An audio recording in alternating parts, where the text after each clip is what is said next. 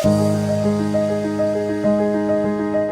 adlaw, this summit serves as a critical platform to address the gaps heads-on. It allows us to assess kung unsay effective, what has worked, and align ang atong strategy to ensure that in every piso spent, every policy crafted, and every program implemented contributes meaningfully to lifting families out of poverty.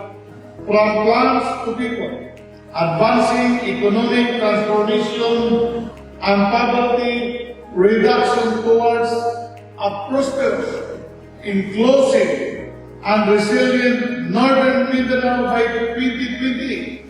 Sa atong probinsya, ang atong regional aspiration is deeply aligned with our Asenso vision.